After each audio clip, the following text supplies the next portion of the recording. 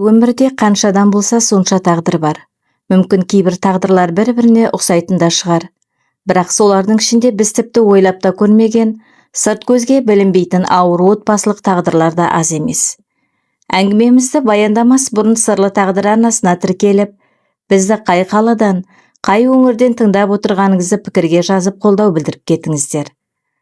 Қазір сіздер тыңдайтын оқиға ойдан шығарылған ертегі емес, бір кейіпкердің шынайы тағдыры. Бұл хикаяда ешқандай аңызға айналған батыр жоқ, тек тағдырдың ащы желіне қарсы тұрып, аман қалу үшін жанталасқан кішкентай бір қыздың өмірі ғана бар. Ол жылдар бойы үнсіздік құшағында өмір сүрді. Өйткені іште қалған сыр үнсіз қалған сайын иыққа ауыр жүк болып түсіп, түн ұйқыңды ұрлайды екен. Бүгін біз сол қыздың жылдар бойы ешкімге тіс жарып айта алмаған жүрегінің тереңінде қатты алып қалған ащы шындығын алғаш рет сіздерге баяндап береміз. 14 жаста едім. Қолымда бір пакет салфетка бар. Қаланың қақ ортасындағы ең үлкен қиылыста қызыл шамның жануын күтіп тұратынмын. Әрбір қызыл шам мен үшін мүмкіндік, ал әрбір жасыл шам қолдан сусыған үміт. Көліктер тоқтаған кезде терезелеріне қарай тұра жүгіретінмін. Түрімді көрмесін деп басымды төмен салып салфетканы ұсынатынмын да, 1-2 теңге берулерін күтетінмін. Көзімді жерден алмай тұратынмын. Кейде біреу терезені ашып алатын, кейде мені зекіп, қуып жіберетін. Ал кейде мүлдем қарамайтын. Сол қарамағандардың әрекеті бәрінен де қатты бататын. Өйткені өзіңді бұл дүниеде мүлдем жоқ сияқты, көрінбейтін жан тәрізді сезінесің. Онда тұрмаған сияқтысың, бейне бір жоқсың. Үлкен қиылыста жүздеген көлік, жүздеген адам ағылып өтіп жатқанда, сен әлі де баяғы орныңда тұра бересің. Және ешкімнің көзіне адам болып көрінбейсің. Тек бағдаршам ауысқанда терезенің алдында тұратын кішкене ғана көлеңке сияқты сезінесің. Мен де көп жағдайда өзімді солай сезінетінмін. Шынымен де бұл өмірде жоқ сияқтымын. Бірде терезені ашқан бір әйел салфетканы алып, ақшасын берді. Терезесін жауып жатып маған қарап, ақырын ғана «обалай» деп сыбырлады. Сол бір ауыз сөз апталар бойы құлағымнан кетпей қойды. Әр түні төсекке жатқанда сол сыбдырды естейтінмін. Обалай, кімге обал, маған ба? Менің өміріме ме? Әлде мені сол қиылысқа тастап кеткендерге ме? Білмеймін, бірақ сол сөз ішімде кішкентай, бірақ өте терең жара қалдырды. Ол күннен кейін көлік терезелеріне қол созғанда тек ақша ғана күтпейтін болдым. Адамдардың көзіне қарамауға тырыстым. Өйткені біреудің жанарынан тағы да сол сөзді көріп қалудан қорықтым. Адам кейде өзі де байқамай бір ауыз сөзбен өзгеріп кетеді екен. Мен де сол күннен бастап салфетка сататын қыз болудан қалып, әркім ішінен айтып өтетін сол бір ауыр сөздің жүгін арқалаған жанға айналдым.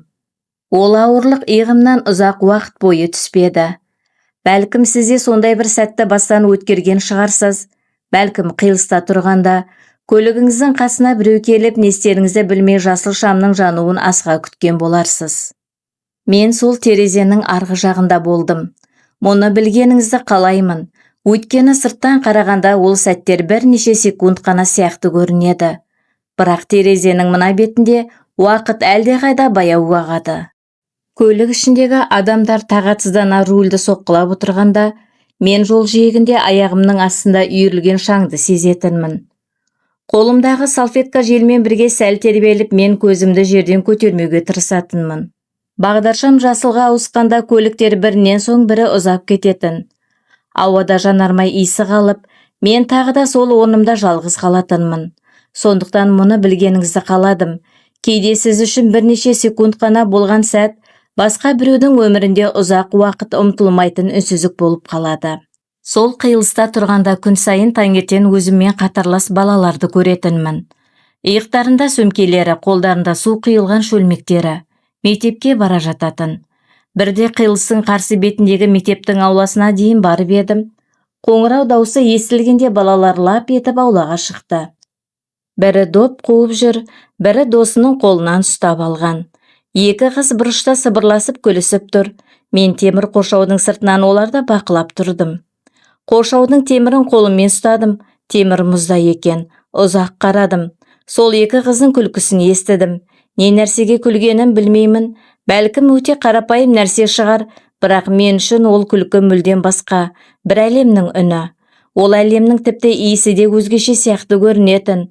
Аулада жүгірген балалардың аяқ дыбысы, доптың жерге соғылған дүрсілі, қоңыраудың қайта соғылуын күткен сәттер, бұның бәрі маған тиесілі емес өмірдің ішінен шығып жатқандай. Мен тек қоршаудың сыртында тұрған көрермен едім. Үнсіз қарайтын, бірақ қол жеткізе алмайтын көрермен. Содан кейін салфетканы жинап алып қайтадан өз қиылысыма қайттым. Мектеп ауласын ешқашан ұмытқан емеспін. Әкем бар болатын, аты Жантөре. Оған әке деп айтудың өзі маған кейде қиын соғады. Өйткені әке деген адам өз баласын қиылысқа тастап кетпейді ғой. Бірақ Жантөре сондай адам. Кеш батқанда үйге келетін. Қолында дорба, ішінде арақ шөлмегі. Анам есікті ашқан бойда мен үйдің ауасын иіскелейтінмін. Сол ащы ауыр иіс мұрныма келгенде білетінмін, бұл түн тағы да ұзаққа созылады. Әкем ішкен сайын даусы қатайып айқайлай бастайтын. Алдымен теледидарға тиісетін, кейін тамақтың дәмі нашар деп кейейтін, сосын анама шүйлігетін. Анам үнсіз қалатын, иығы суалып, көзін жерге тігетін де дауылдың басылуын күтетін. Мен бөлмеме қашып көрпені бүркеніп жататынмын. Бірақ қабырғалар жұқа болғандықтан бәрін естейтінмін. Анамның демін ішіне тартқанын, табақтың қирағанын, әкемнің айқайлап заттарды төңкеріп жатқанын, содан кейінгі орнайтын қорқынышты үнсіздікті естейтінмін. Ол үнсіздік айқайдан да бетер қорқынышты. Өйткені не болып жатқанын білмейсің. Анам аман ба, демалып жатыр ма жоқ па беймәлім. Тек көрпенің астында қараңғыда күтіп жатасың. Жүрегім сондай қатты соғатын, бейне бір Жантөре оның даусында естіп қоятындай көрінетін. Қозғалуға да қорқатынмын. Сол түндер маған әрдайым бір нәрсені үйретті. Кейде үй ішіндегі ең үлкен қорқыныш айқайлаған дауыстар емес. Сол айқайдан кейін орнайтын ауыр қорқынышты үнсіздік екен. Анамның аты Алтынай, кейде оның аты мен тағдыры бір-біріне қаншалықты қайшы екенін ойлайтынмын. Алтындай аяулы жан сезімсіз суық үйде өмір сүріп жатты. Анам жұмыс істейтін, таң қараңғысынан тұрып тазалық жұмыстарына кететін. Байлардың үйін жинайтын, тіпті қыстың күні таңғы сағат 5-те үйден шығып кететін. Суықта, қараңғыда ең алдымен оның қолдары есіме түседі. Құрғап қызарып саусақ ұштары жарылып кеткен қолдар. Түнде арзан иісмай жағатын, иісі әлі күнге дейін мұнымнан кетпейді. Сол иісмайдың иісі мен үшін анамның иісі сияқты. Кейде жарықты өшірмес бұрын қолдарын ұзақ уақыт уқалайтын.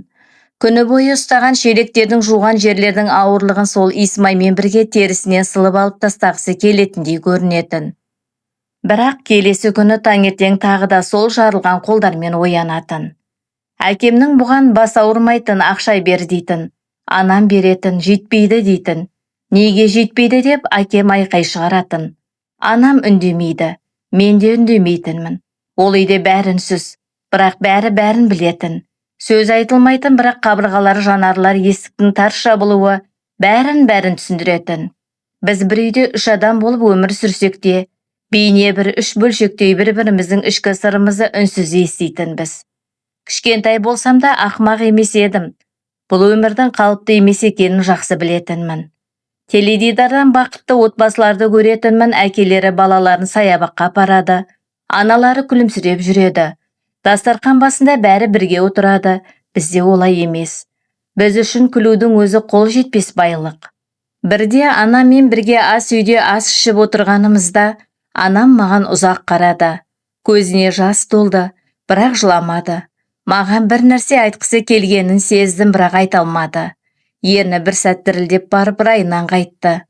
Шайын ішіп бітірді де тұрып ыдыс аяқты жуа бастады. Сол ас үйде 2 әйел заты бар.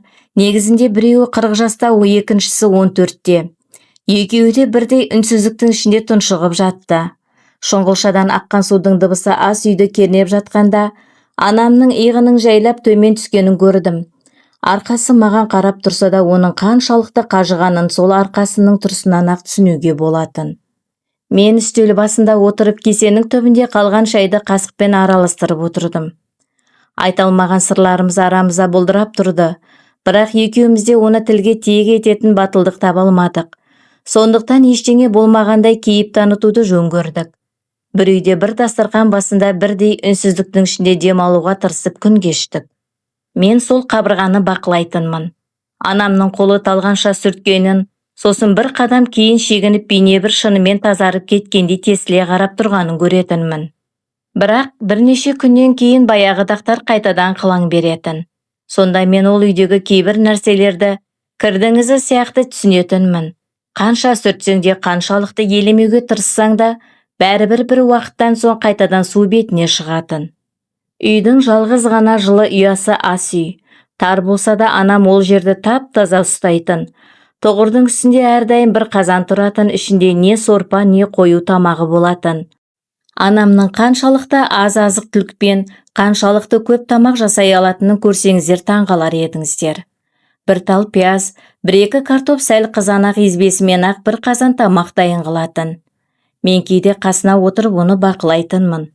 Пияз турағанда көзі жасаурап кететін, бірақ ешқашан шағымданбайтын. Сол ас үйде анам ең мықты, ең күшті қалпында тұратын. Сыртта әкемнің қасында жасып қалатын әйел ас үйде нағыз батырға айналатын. Тамақтың тұзын реттейтін, пісетін уақытын дәл білетін табақтарда әдемілеп қоятын. Сол ас үй анамның кішкене ғана патшалығы еді, және ол жерге ешкімнің араласуына жол бермейтін. Қазанның қақпағын ашқанда жүзіне соққан буды қызықтайтынмын. Ожауымен тамақты араластырып жатқанда бейнебір бүкіл шаршауын, ауырлығын сол қазанның ішіне тастап жатқандай көрінетін. Мен табақтарды тізіп қоятынмын, ол болса үнсіз ғана тамақты құятын. Сол сәттерде ас үйдің ішінде ерекше бір тыныштық орнайтын. Сыртқы дүниенің у-шуы, әкемнің ақырған дауысы үйдің еңсемізді басқан ауырлығы бейнебір есіктің сыртында қалып қоятындай. Сондықтан менде бәрінен бұрын сол ас үйде отырғанды жақсы көретінмін. Өйткені сол кішкентай ас үйде анамның қасында өмір қысқа уақытқа болса да жеңілдеу, төзуге болатындай көрінетін. Біздің үйде құшақтасу деген атымен болмайтын. Менің кішкентай кезімде шамасы 4-5 жасар кезім болар, әкем маған бір рет жақындап қолын басыма қойды. Менің таңғалғаным сондай, сілейіп қатып қалдым. Содан кейін қолын қайта тартып алды. Одан кейін ол қолдың жылуын ешқашан сезінген емеспін. Мүмкін мұны қиялынан шығарғанда болармын, білмеймін. Адамның жады деген нәрсе кейде адамды алдап соғады ғой. Бірақ сол сәт шын болсын, мейлі өтірік болсын, әкенің қолын өз басыңнан сезінуге деген мұқтаждық шынайы.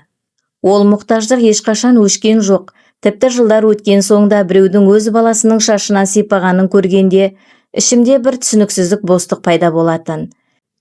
Бейне бір ол мейірім маған тиесілі болуы керек, бірақ маған ешқашан берілмеген бір сый сияқты сезінетінмін. Адам есейген соң кейбір кемшіліктердің бетін жауып үйренеді екен. Жоқ нәрсе сияқты кейіп танытады, бірақ кейбір дүниелер болады, ол адамның ішінен ешқашан шықпайды. Менде ол қолдың ауырлығын бәлкім бірнеше секунд қана сезінген болармын, бәлкім тек сезінгендей болдым ба, бірақ сол қысқа сәт ішімде ұзақ өмір сүрген сағынышқа айналды. Және ол сағыныш жылдар өтсе де еш жоғалған жоқ. Анам жұмысқа баратын, аптасына 6 күн, тіпті жексенбіде де бос отырмайтын. Көршілердің көрпешесін тігетін немесе біреудің баласына бірнеше теңге үшін қарайласатын. Менің көшеге шыққанымда анам білетін. Ең алғашқы кездері көзіне жас алып, қой қызым барма деген. Бірақ әкемнің ақша талап еткен қысымының ауырлығы сондай, көп ұзамай анам да үндемей қалды. Мені көшеге жіберу үшін таңертең бір пакет дайындайтын. Ішінде салфетка, бірнеше жара таңғыш, кейде сағыз болатын. Дорбаны дайындап жатқанда анамның қолдарының дірілдегенін байқайтынмын. Бірде дорбаны беріп жатып қолдарым істейіп кетті де, анам менің қолымды қысты. Бір сәт қатты қысты да жібере салды. Сол қол қысысында оның айта алмаған бүкіл мұңы мен зары бар. Мен де ештеңе демедім. Үнсіз ғана есіктен шығып кеттім. Баспалдақпен төмен түсіп бара жатқанда артымнан қарап тұрғанын сезетінмін. Бірақ бұрылып қарамадым. Өйткені қарасам қайтадан кейін қайтып кететінде қорқатынмын. Көп қабатты үйдің есігін ашып көшеге шыққанымда таңғы суық жел бетімді қаритын. Қолымдағы дорбаның жеңілдігінің өзі иығыма ауыр жүк болып тиетін. Бірақ бәрібір алға қарай жүре беретінмін. Өйткені ол үйде екеуміз де жақсы білетінбіз. Кейде адамның айта алмаған сөздерінен де қуатты жалғыз нәрсе үнсіз ғана есікті жауып сыртқа шығып кету. Ол көшенің қиылысында мен жалғыз емес едім. Басқа да балалар бар болатын. Бір босқын бала жүретін атын білмейтінмін, бірақ күнде сол жерде болады. Қолында қағаз салфеткалар, тағы бір менен үлкен әпке бар. Ол көліктердің әйнегін сүртетін. Біз бір-бірімізге сәл басымызды изеп амандасатынбыз, бірақ аса көп сөйлеспейтінбіз.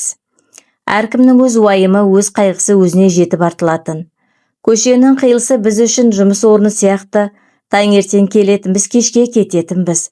Бірде әлгі кішкентай босқын бала жылап жүрді. Бір көлік оны қағып кете жаздаған. Мен жүгіріп барып, оны қолынан тартып үлгердім, бір-бірімізге ештеңе дегеніміз жоқ. Ол маған қарады, мен оған қарадым. Сосын екеуміз де өз орнымызға қайтадан барып тұрдық. Өйткені ол қиылыста ешкім ұзақ сонар сөйлеспейтін. Сөздің қажеті де шамалы. Кімнің не бастан кешіріп жүргенінің әрқайсымыз онсыз да іштей сезетінбіз. Көліктер қайтадан тоқтады. Бағдаршам тағы да қызылға ауысты. Біз бейне бір жаңа ғана ештеңе болмағандай қайтадан терезелерге қарай жүгіре бастадық. Сол кезде түсіндім, кейде бір жерде тағдырлас болған адамдар дос болмаса да бір-бірін үнсіз түсіне алады екен. Тек қысқа ғана бір қараған жанар, қысқа ғана үнсіздік жеткілікті. Содан кейін күн өз ағысымен жалғаса береді, көліктер келеді, кетеді, ал әркім өз орнында өз үнсіздігінің ішінде тұра береді. Мектепке барғым келетінін айтқан күнім әлі есімде. Бұл туралы анам айттым. Сол сәтте оның көздері бір сәтке ұшқын атып жайнап кетті.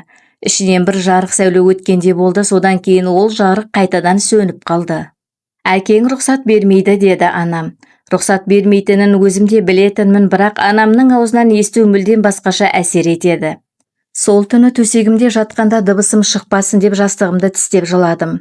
Өйткені ол үйде тіпті жылаудың өзіне тыйым салынған. Егер әкем жылаған дауысты естісе, бұдан бетер ашуланатын. Үнсіз жылауды мен сол жасымда үйрендім.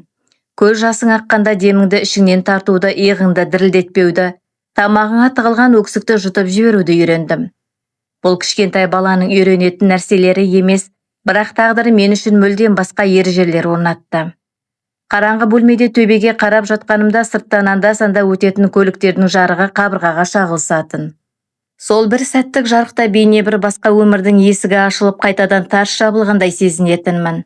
Кейін бөлме қайтадан қараңғылыққа бөленетін, ал мен жастығыма жүзімді басып үнсіз күтетінмін. Өйткені сол жасымда менің түсінген бірақ нәрсем бар. Кейбір армандар дауыстап айтылғанда емес, ішіңде үнсіз тұншыққанда жаныңды азырақ ауыртады екен. Рамазан айлары келетін. Анам не болса да ораза ұстайтын. Әкем ұстамайтын. Бірақ анам бәрібір ауызашар дайындап, көп болмаса да кішкене ғана дастархан жаятын. Сәл сорпа, нан, бір-екі тал құрма қоятын. Көршілерден кейде бәліш келетін. Анам оны қысыла-қысыла алатын. Мен де ораза ұстауға тырысатынмын, бірақ көше қиылысында тұрғанда шөлдегеннен есімнен танып қала жаздайтынмын. Анам ұстама қызым дейтін. Бірақ менің ұстағым келетін, өйткені анамның Аллаға дұға жасап отырғандағы жүзінен сондай бір ерекше тыныштық көретінмін. Мен де сол тыныштықтың бір бөлшегін сезінгім келетін. Ол кездегі жүзі оның күнделікті мұңды жүзінен мүлдем бөлек болатын. Күлмейтін, бірақ бейне бір жаны демалып қалғандай көрінетін. Ауызашарда анам әр кеш сайын бір ғана дұғаны қайталайтын. Алла тағала мына қызыма қайырлы бір жол аша көр. Мен де әмин дейтінмін. Сенемін. Ол кездері қатты сенетінмін. Дастархан басында құрманы аузыма салып жатқанда, сорпаның буы жүзіме соққанда, сол кішкентай ас үйдің іші көрінбейтін бір үмітке толатындай болатын. Және мен анамның дұғасы бір күні шынымен де бақыт есігін ашатынына кәміл сенетінмін. Ол дұғаның мені қайда апарып соғатынын алдын ала білгенімде, бәлкім бұдан да қаттырақ әймендермедім. Айт күндері таңертең анам мені ерте оятатын. Көршілер есік қағып келетін, анам шай қойып бір табақ тәттілерін шығаратын. Әкем айт күндері де ішетін, бірақ ең болмаса айқай шығармайтын. Бәлкім көршілерден ұялатын болар. Көшеде айттық ақша алып мәре-сәре болып жүрген балаларды көретінмін. Қалталары толы ақша, жүздерінде қуаныш. Маған ешкім айттық бермейтін, бірақ анам қалтама білдіртпей 5 теңге тығып жіберетін. Ол 5 теңгені ешқашан жаратпайтынмын, сақтап қоямын. Жастығымның астындағы кішкентай дорбаға жинаймын. Не үшін сақтағанымды өзім де білмеймін. Бәлкім бір күні үлкен бір нәрсе сатып алармын деп ойлаған шығармын. Немесе анамның қолының жылуын сол қағаз ақшаның ішінде сақтап жүрген болармын. Кейде түнде жатар алдында сол дорбаны шығарып ақшаларды бір-бірлеп санайтынмын. Сосын қайтадан дәл сондай ұқыптылықпен бүктеп орнына қоятынмын. Бейнебір сол кішкентай жинағым маған ғана тиесілі жұмбақ әлем сияқты көрінетін. Ол ақшаларға шынында да ештеңе сатып алмайтынмын, бірақ оларды тығып сақтау ішімде түсініксіз бір сенімділік сезімін ұялататын. Өйткені ол қағаздардың әрқайсысында анамның маған үнсіз ғана сыйлаған сол бір шуақты айт таңы бар. 16 жасқа келгенімде көше қиылысындағы жұмысты біржолата қойдым. Бірақ қойдым дегенде өз еркіммен емес, мен енді өсіп қалған қыз едім. Салфетка сататын кішкентай қыздың орнына қиылыста тұрған бойжеткен қызға айналдым. Ал бұл айналадағылардың басқаша жанарларын аударта бастады. Ер адамдар қасымнан өткенде көліктерін баяулатып сигнал басатын. Бір күні біреуі терезені ашып ыржаңдай күліп телефон номеріңді берші деді. Оның сол кездегі мазақ қылған күлкісін ешқашан ұмытпаймын. Анам мұны естіген соң маған көше қиылысына баруға мүлдем тыйым салды. Бір түні осы үлкен мәселе үшін әкеммен төбелесті. Осы үшін қызды көшеге тастамақсың ба деп айқайлады анам. Өмірімде бірінші рет анамның әкеме дауыс көтеріп айқайлағанын естідім. Сол түні әкемнің анама өткен өктемдігі мен күшін ойласаңыз, ол айқайдың қаншалықты үлкен жүректілік пен батылдықты талап еткенін түсіне аласыз. Анам сол түні мен үшін нағыз арыстанға айналып еді, бірақ ертеңіне қайтадан баяғы үнсіз қалпына түсті. Түнде айқайлаған әлгі айбатты әйел түнмен бірге ғайып болғандай. Таң атқанда оның орнын тағы да басы төмен түскен шаршаған езілген бейне басты. Мен анама қарадым, ол маған қарады. Бірақ екеумізде ол түн туралы ешқандай тіс жарып сөйлескеніміз жоқ. Өйткені кейде адамның көрсеткен батылдығы да келесі күні баяғы сұрқай өмірдің ішіне үнсіз сіңіп еріп кетеді екен. Бір уақыт бойы үйден шықпай қамалып отырдым. 4 қабырғаның ортасында күндер өтіп жатты. Теледидарды қосып қоятынмын, бірақ қарамайтынмын. Терезеден сыртқа көз тастайтынмын, бірақ ештеңені көрмейтінмін. Ішімде бір нәрсе баяу өліп бара жатты. Үміт дей ме, әлде ынта-жігер дей ме? Жас қыздың бойында болуы керек сол бір өмірлік ұшқын сөніп бара жатқан. Ол күндері тым көп ұйықтайтынмын. Таңертең ұйықтаймын, түс ұйықтаймын, кешке де ұйықтаймын. Ұйықтаған жақсы, өйткені ұйықтап жатқанда ештеңе ойламайсың. Ұйықтап жатқанда әкем де жоқ, көше қиылысы да жоқ. Бірақ оянған кезде бәрі қайтадан орнына келетін және әрбір оянудың салмағы алдыңғысынан да бетер ауырлай түсетін. Бір күні жуынатын бөлмедегі айнаға қарап тұрып, ондағы көрген қызымнан өзім шошып кеттім. Көзінің асты қарайған, беті суалған, шаштары ұйпа-түйпа. Жасым 16-да, бірақ айнадан 30 жастағы әйел қарап тұрғандай көрінді. Тағдыр мені тым ерте есейтіп жіберіпті. Айнаға тағы да үңілдім, бейне бір қарсы алдымда өзім танымайтын мүлдем басқа біреу тұрғанын сезіндім. Жүзімді қолыммен сипап көрдім, көзімнің ішіне үңілдім. Бірақ ол жаңардың ішінде балалық шақтың титімдей де ізі қалмапты. Сол күні түсіндім, кейбір адамдар біртіндеп өспейді екен. Тек бір күні таңертең оянады да өздерінің кенеттен есейіп кеткенін көреді. Мен де сол айнаның алдында кішкентай ғана жуынатын бөлмеде өмірдің мені қаншалықты ерте қартайтқанын тұңғыш рет анық сезіндім. Дәл осы қиын күндерде ол менің қарсы алдымнан шықты. Онымен қалай танысқанымды айтып берейін, өйткені бұл өте маңызды сәт. Үйдің астындағы дүкенге нан алуға түскен едім. Кассада кезекте тұрғанмын.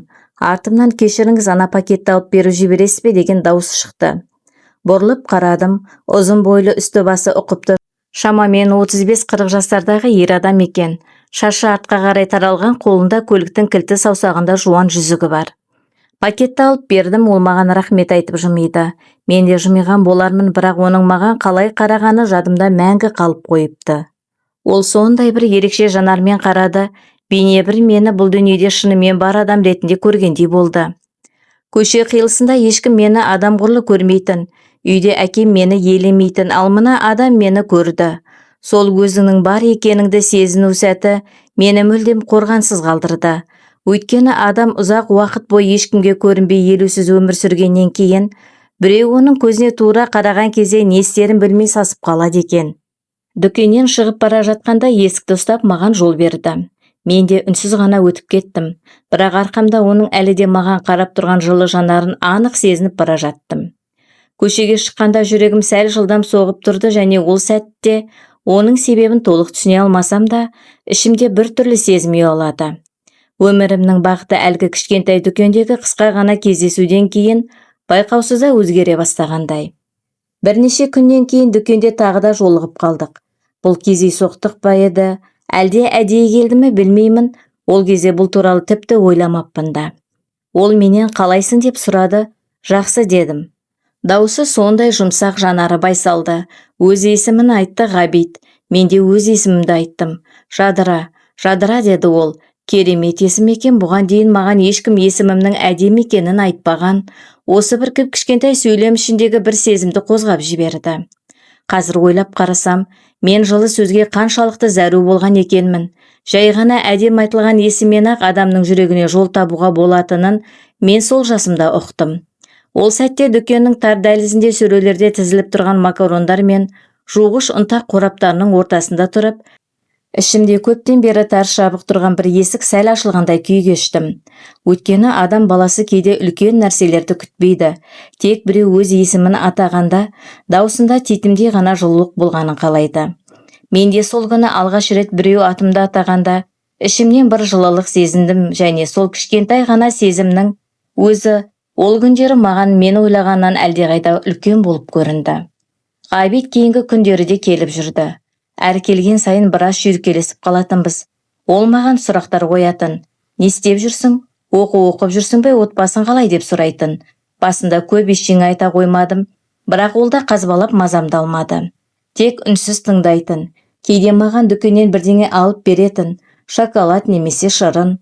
Бұл кішкентай ғана сыйлық, бірақ мен үшін маңызы өте үлкен болатын. Өйткені біреу маған бір нәрсе беріп тұрды, және оның қарымтасына ештеңе сұрамайтын. Немесе мен солай деп ойладым. Адамның бір нәрсені еш қайтарымсыз шын жүрекпен жасай алатынына сондай қатты сенгім келгені соншалық, көз алдымда тұрған қауіп белгілерін байқамадым. Ол сөйлеп жатқанда мен көбіне тек тыңдаушы болатынмын.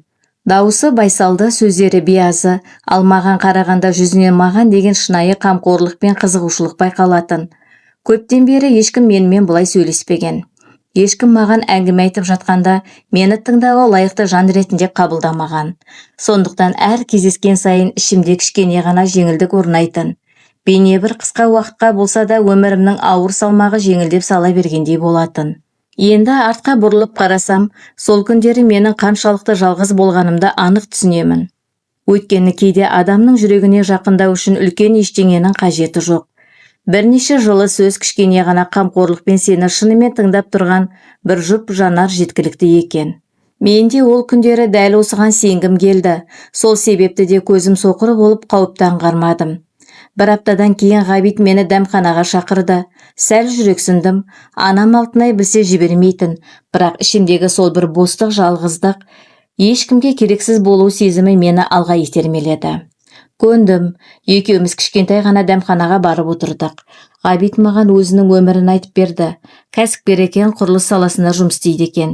Әйелімен ажырасқан бір қызы бар, бірақ онымен көрісе алмайды екен. Жүрегі жаралы, жан құсап мұңды сөйледі. Сөйлеп отырғанда көзінің қиығында әжімдер пайда болатын. Менің оған жаным ашып кетті. Негізінде екі жаралы жан қарсы алдында отыр едік, бірақ мен оны ол кезде түсінбедім. Мен тек біреудің маған көңіл бөліп отырғанын ғана көрдім. Үстел үстінде тұрған шай шыны аяғының буы ақырын көкке көтеріліп жатты. Ол сөйлеп отырды, мен басымды изеп ұйып тыңдадым. Көп уақыттан бері алғаш рет біреу маған шынымен уақыт бөліп жатқандай. Сол сәтте өзімді қызық бір күйде ересек адам секілді сезіндім. Балалық шақтан бір қадам алға аттағандай болдым. Бірақ негізінде әлі тым кішкентай бала едім. Қазір ойласам, сол үстел басында отырған қыздың қаншалықты қорғансыз болғанын жақсы түсінемін.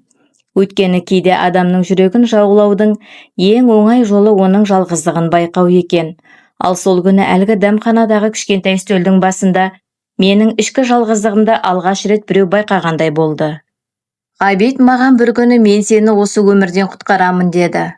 Мен бейне бір өмір бойы дәл осы сөзді күтіп жүргендей едім. Осы уақытқа дейін өмірімде ешкім мені құтқаруға келмеген болатын. Анамның өзі де өз-өзін құтқара алмай жүр. Ал қазір біреу келіп көзіме тіке қарап, сені құтқарамын деп тұр. 16 жастағы қыз бала бұған қалайша қарсы тұрсын. Мен де бас тартпадым.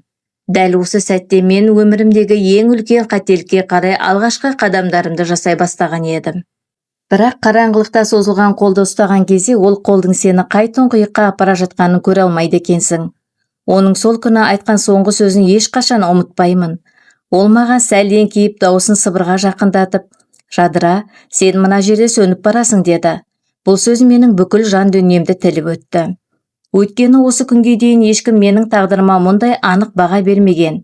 Сөну, сол сәтте басымды көтеріп оған қарадым. Алғаш рет біреу менің тұрып жатқан жерімді, көше қиылысын үнсіздікті жалғыз-ақ сөзбен сипаттап бергендей болды. Мен де сол сөзге сендім. Өйткені адам кейде көмек қолын созған сияқты өзінің кешіп жатқан өмірінің шынымен де сондай аянышты екеніне басқа біреудің де сенгенін қалайды екен. Мен де сол күні Ғабиттің жанарынан дәл осыны көдім деп ойладым. Ғабитпен өткізген алғашқы апталарымда айналамдағы әлем мүлдем өзгеріп кеткендей болды. Ол мені көлігіне отырғызып, қаланың екінші шетіне апарды. Түрлі мейрамханаларға бардық. Бұрын-соңды табалдырғанда аттап көрмеген жерлерім, үстелдерінің үстінде әппақ дастархан жайылып тұратын. Ыдыстар жарқырап тұратын. Даяшылар бізге келіп жылы қарсы алды. Өмірімде алғаш рет бұл жылы сөздердің шынымен де маған арналып айтылып жатқанын сезіндім. Ғабит маған жаңа киімдермен әтір алып берді. Гүл иісі өте жеңіл әрі тәтті иіс. Ол әтірдің жұпары әлі күнге дейін есімде. Оны сепкеннен кейін айнаға қарап өзімді танымай қалдым. Мынау шынымен мен бе? Көше қиылысында салфетка сатып тұратын сол кішкентай қыз ба? Айнаға қарап тұрдым, онда мүлдем басқа бір қыз тұр. Бірақ ол қыз негізінде мен емес едім. Ол Ғабиттің жасап шығарғысы келген қызы болатын. Шашым басқаша таралған, үстімде жаңа көйлек, білегімде жіп-жіңішке қол сағат. Бірақ айнадан қараған жүз маған жат. Сол сәтте ішімдегі бір түрлі сезім орнады. Бір жағым осы бір жаңа өмірдің есігін ашқаныма қуанып толқып тұрса, екінші жағым өз көлеңкемнен өзім алшақтап бара жатқандай мазасыз күйге түсті. Бірақ ол күндері мен ішімдегі сол мазасыз дауысқа құлақ аспадым. Өйткені адам ұзақ уақыт бойы қараңғылықта өмір сүргеннен кейін алдынан шыққан жарықтың шынайы күн бе әлде күйдіріп жіберетін өрт пе екенін ажырата алмай қалады екен. Мен де айнадағы әлгі қызға қарап тұрып, бұның жаңа өмірдің бастауы деп сенгім келді. Алайда қазір жақсы білемін. Сол айнаның алдында тұрған қыз бұрынғы Жадырада емес, мүлдем жаңа адамда емес. Ол тек басқа біреудің қалауына қарай, баяу өзгеріп бара жатқан қорғансыз біреу ғана болатын. Анама ештеңе айтпадым. Кешке үйге келгенімде анам жүзіме ұзақ қарайтын. Ештеңе сұрамайтын, бірақ бір нәрсенің өзгергенін сезетін. Анамның сондай бір ерекше көзқарасы болатын. Еріндерін бір-біріне қысып, қастарын сәл көтеретін. Үнсіз бұрылып өз жұмысына кірісетін. Өзінің барлық сұрағын сол бір ғана жанарына сыйдыратын. Бірақ тіс жарып ештеңе айтпайтын. Мен де үндемедім. Күн өткен сайын екеуміздің арамызға үлкен бір қабырға тұрғызылып жатқандай. Бір күні түнде анам ас үйде ыдыс жуып жатқанда оған артынан қарап тұрдым. Жауырыны бүкірейіп иығы түсіп кетіпті. Бірдеңе айтқым келді, бірақ не демекпін? Анашым, мен бір адаммен кездесіп жүрмін деуім керек педі. Бұрылып бөлмеме кірдім. Есікті жаптым, есікті жапқан сәтте жүрегімде ауыр мұң орнады. Бейне бір жай ғана бөлменің есігін емес, анаммен арамыздағы ең соңғы ашық жолды тас жапқандай болдым. Бөлмемде үнсіз отырып ас үйден шыққан ыдыстардың сылдырын аққан судың дыбысын естідім. Анамның бірнеше метр жерде тұрып, ештеңе сұрамай-ақ бәрін түсінуге тырысып жатқанын ойладым. Бірақ бәрібір ештеңе айтпадым. Өйткені кейде адам шындықты айтудан емес, сол шындықтың анасының жанарында тудыратын сызаты мен жарасын көруден қорқады екен. Мен де сол түні дәл осыдан қорыққандықтан үнсіз қалдым. Ғабит маған бір пәтерді көрсетті, осында тұра аласың деді. Мені әкемнен алыстататынын, маған жаңа өмір сыйлайтынын айтты. Мен оған сендім, оның әрбір сөзіне сендім. Өйткені сенгім келді, өйткені менде басқа таңдау жоқ. Өйткені 16 жастағы қыз бала үшін бұрын соңды ешқашан ашылмаған есік алғаш рет сәлде болса ашылып тұр. Пәтер кішкентай болғанымен таза болатын. Екінші қабатта орналасқан екен, терезесінен күн сәулесі түсіп тұратын. Алғашқы түні ол жерде жалғыз жатқанымды төбеге қарап жаттым. Төбесі әппақ, ешқандай дақ та көгеру де жоқ, жылап жібердім. Қуаныштан ба әлде қорқыныштан ба білмеймін, бәлкім екеуінен де болар. Келесі күні таңертең тұрғанымда терезені аштым және құстардың сайраған дауысын естідім. Құстардың үнін естімегелі қанша уақыт болды. Сол күні таңертең терезенің алдында ұзақ уақыт тұрдым. Күн сәулесі ішке еніп, бөлменің ішінде жіңішке бір сәуле ойнап тұрды. Ішімде алғаш рет жеңілдік орнады, бірақ сонымен бірге қорқынышты бір мазасыздық та бар. Өйткені адам жаңа өмірге қадам басқанда бәрі керемет болып көрінгенімен, жүрегінің бір бұрышы бәрібір сақтық сақтап тұрады. Мен де сол терезенің алдында тұрып, өзіме бұл жаңа бір бастама деп айтуға тырысып жаттым. Бірақ ішімдегі сол кішкентай үнсіз сезім маған әлі өзім білмейтін бір жолдың басында тұрғанымды сыбырлап жатқандай. Бірақ Ғабит біртіндеп өзгере бастады. Бастапқыда телефон қоңырауларына кеш жауап беретін болды. Сосын жоспарларды бұза бастады. Бір күні кездесуіміз керек еді, келмеді. Қоңырау шалдым. Телефоны өшірулі екен. 2 күн бойы байланыса алмадым. 3-ші күні қысқа ғана хат келді. Шаруаларым көп болып жатыр, кейін сөйлесерміз. Сол кейін деген сәт мүлдем келмеді. 1 апта өтті, 2 апта өтті. Мен ол пәтерде жалғыз қалдым. Ақшасыз, ешкімсіз. Тоңазытқышта біртіндеп босай бастады. Алдымен ірімшік бітті, сосын нан бітті, содан кейін шәй бітті. Шәй біткен кезде өзімнің шынымен де жалғыз қалғанымды түсіндім. Сол күні ас үйдің ортасында тұрып, бос тоңазытқышқа қарап тұрдым. Сөрелерде тек бір шөлмек су мен жарты лимон ғана қалыпты. Орындыққа отырдым. Ас үй жым-жырт, телефонға қарадым, бірақ тағы да ешқандай хабарлама жоқ. Ол пәтердің терезесінен әлі де күн сәулесі түсіп тұрды. Құстар әлі де сайрап жатыр, бірақ ол дыбыстар енді маған еркіндік сыйлап тұрғандай сезілмеді.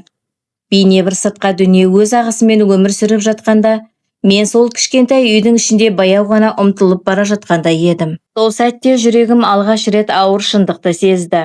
Мені мына өмірден құтқарамын деген адам кетіп қалды, ал мен сол құтқарылудың ортасына жалғыз қалдым. Ғабиттің уәде берген өмірі жай ғана сабын көпіршігі екен. Ол көпіршік сондай үнсіз жарылды. Мен тіпті оның жарылғанда біраз уақыт сезбей қалдым. Тек отырдым және күттім. Бәлкім келіп қалар деп, бәлкім бір түсіндірмесі бар шығар деп ойладым. Келмеді. 1 айдан кейін пәтердің иесі есік қағып келді. Жалға алу ақысын кім төлейді деді. Ғабит онымен келіскен екен, тек 1 айға ғана. 1 айға, түсініп тұрсыз ба? Ол мені 1 айлық пәтерге кіргізіп қойғанда, сосын кетіп қалған. Есік алдында тұрған пәтер иесіне қарап тұрып бәрін түсіндім. Ғабит мені құтқаруға келмеген екен. Менің жалғыздығымды, шарасыздығымды, аңғалдығымды пайдаланып шаруасы біткен соң кетіп қалған. Артына бұрылып та қарамаған. Ол әтірдің иісі әлі де үстімде, бірақ ол иіс енді ондай әдемі емес. Ол иіс енді жиіркенішті сезілетін. Жуынатын бөлмеге барып білегімді иіскедімде, сол сәтте ішімде бір түрлі ұят сезімі оянды. Бейне бір сол иіс маған өткеннің бәрін есіме түсіріп тұрғандай болды. Раковинаға еңкейіп суды ағыздым. Білектерімді, мойнымды, шашымды жудым. Бірақ ол иіс бейне бір терімнің астына сіңіп кеткендей. Айнаға қарағанымда сол күні дүкенде маған пакет алып берген адамды есіме алдым, және сол сәтте түсіндім. Кейде адамды алдау үшін үлкен өтіріктің қажеті жоқ екен. Тиісті жерде айтылған бірнеше жылы сөйлем жеткілікті еді, және мен сол сөздерге сеніп қалғанмын. Сол кішкентай пәтердің ортасына тұрып енді бір ғана нәрсеге көзім жетті. Мені құтқарамын деген адам кетіп қалды, ал артында тек қана оның қалдырған ауыр үнсіздігі ғана қалды. Сол түні сол бос пәтерде еденге отырдым. Арқамды қабырғаға тіредім, қараңғы. Жарықты жақпадым. Сағаттап солай отырдым. Жылағанда жоқпын, айқайлағанда жоқпын. Ішім сондай бос қалып, тіпті жылайтында ештеңе қалмағандай болды. Сырттан жедел жәрдем көлігі өтті. Оның сирена дауысы алыстап бара жатты. Бір үй тұрды, сосын тағы да үнсіздік. Анамның әр кеш сайын айтатын дұғасын ойладым. Алла тағалам, мына қызыма қайырлы бір жол аша көр. Осы ма еді, Алла тағалам, сол қайырлы жолың осы ма еді? Қараңғы бөлмеде қабырғаға сүйеніп отырып, төбені де көре алмай тұрдым. Бірақ бәрібір көзімді жоғары көтердім. Бейне біреу жауап беретіндей. Ешкім жауап бермеді. Тек бөлменің ішіндегі ауыр үнсіздік қалды. Және сол үнсіздіктің ішінде алғаш рет шынымен жалғыз екенімді сезіндім. Сол сәтте түсіндім, кейде адамның өмірінде сондай бір түн болады. Ол түннен кейін ештеңе бұрынғыдай қалмайды. Мен де сол қараңғы пәтердің еденінде отырып, ішімдегі бір нәрсенің үнсіз шытынап сынғанын сездім. Ол сынған нәрсенің енді ешқашан бұрынғы қалпына келмейтінін білдім. Сіз болсаңыз не істер едіңіз? Мен де ол сәтте не істерімді білмедім. Ештеңе білмедім. Тек бір нәрсені анық білдім, әкем тұратын үйге қайтып бара алмайтынмын. Анамның жүзіне қарай алмайтынмын. Оқуым жоқ, мамандығым жоқ, ақшам жоқ. 16 жасар қыз бала түн ортасында бос пәтерде тас қараңғылықта. Бұл дүние сол сәтте тым үлкен, ал мен тым кішкентай едім. Қабырғаға сүйеніп отырып тіземді бауырыма тарттым. Басымды идім де сол үнсіздіктің ішінде өз демімді тыңдадым. Адам кейде сондай бір шекке келеді, онда таңдау жолдары емес тек тұйықтар ғана көрінеді. Мен де сол түні дәл сондай жерде тұрған едім. Сырттағы қала өз тіршілігін жалғастырып жатты. Бірақ мен ол кішкентай бөлменің ішінде уақыт тоқтап қалғандай күйде едім. Сол сәтте түсіндім, кейде өмір бір мезетте үлкейіп кетеді де, адам кішірейіп қалады. Мен де сол түні сол қараңғы бөлмеде үлкен әлемнің ортасында жалғыз қалған кіп-кішкентай қыз едім. Сол пәтерден шыққаннан кейін не істегенімді негізінде айтқым келмейді. Бірақ басында бәрін ашық айтуға уәде берген едім ғой. Бірнеше түн көшеде қалдым. Қала суық, қараша айы болатын. Түнде ауа температурасы 0-ден төмен түсетін. Бір саябақтағы орындықта отырдым. Дұрыс көртемде жоқ. Дір-дір етіп дірілдеп отырдым. Қолым мұз, аяғым мұз, демім бу болып көкке ұшып жатты. Сол түні Аллаға қатты жалбарындым. Я Раббым, маған бір есікті аша көрші дедім. Жылап тұрып тағы дұға еттім. Ішімде ыза да, шарасыздық та, қорқыныш та бар. Қыз баланың көшеде жалғыз қалуының не екенін тек басынан өткерген адам ғана түсінеді. Айналадан бірнеше мас адамдардың дауысы естілді. Орындықтан тез тұрып кеттім. Бір қоқыс контейнерінің артына тығылдым. Ол жерде өзімді қауіпсіз сезіндім. Қоқыс контейнердің арты мен үшін ең қауіпсіз жерге айналды. Өмір сені қайда апарып соғатын білмейді екенсің. Тіземді құшақтап сол жерде бүрісіп отырдым. Темір контейнерден шыққан ауыр қоқыс иісінің өзі сол сәтте маған сырттағы суықтан жеңілдеу болатын. Қолдарымда аузыма апарып жылыту үшін демімді үрледім.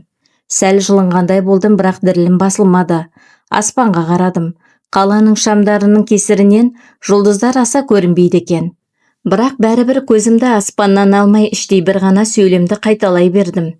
Алла тағалам маған бір есік аша көрші. Сол түні тұңғыш рет түсіндім. Адамның өмірі кейде сондай бір күйге келеді, онда үйде, бөлмеде емес, тек басыңды сұғатын кішкене ғана пананың өзі үлкен ғажайып болып көрінеді екен. Мен де сол контейнердің артында отырып өмірімде алғаш рет бір есіктің шынымен ашылуын бүкіл жүрегіммен күттім. Үшінші түні мені бір әйел тауып алды. Саябақта отыр едім, суықтан көзім жұмылып бара жатты. Ол қасыма келіп, қызым, мұнда не істеп отырсың деді. Егде жастағы әйел екен, 50-лер шамасында. Жүзі шаршаңқы көрінгенімен дауысы өте жұмсақ. Ол мені бір жерге алып барды. Жылы жер екен, іште музыка ойнап тұрды. Әйелдер де бар екен. Беттерін бояған жылтыр киімді қыздар маған шай берді, ыстық сорпа берді. Сол сорпаны ішіп жатқанда қолдарым жылына бастады. Біртіндеп. 4 күннен бері ыстық ештеңе ішпеген едім. Сол түні сонда қалдым. Үстел басында отырғанымда сорпаның буы жүзіме соғатын. Қасықты әр көтерген сайын саусақтарымның дірілі біртіндеп басылып бара жатқандай. Айналамда сөйлесіп жатқан әйелдердің даусы, алыстан естілген музыка, ыдыстардың сыңғыры бәрі араласып кетті. Бірақ сол сәтте мен үшін ең шынайы нәрсе сол жердің жылылығы. Ішімде қызық бір жеңілдік орнады. Бейне бір күндер бойы арқамда тасып жүрген ауыр жүктің салмағы сәлде болса азайғандай болды. Сол түні өмірімде алғаш рет суықтан қорықпай көзімді жұмдым. Өйткені ұзақ уақыттан бері бірінші рет басымды шатыры бар жылы бөлмеде отыр едім. Және сол сәтте тек бір ғана нәрсені ойладым. Далада түнемеймін. Келесі күні әлгі әйел бәрін түсіндірді. Бұл жер павильон екен. Мен бұл сөзі бұрын естігеніммен, оның нақты не екенін толық білмейтінмін. Әйел маған, осында жұмыс істей аласың деді. Үстелдерге қызмет көрсетесің, клиенттермен әңгімелесесің, ақша табасың. Бастапқыда жоқ деп айтқым келді, ішімде бір дауыс сайрап тұрды. Анамның дауысы, бұл дұрыс емес деп жатты.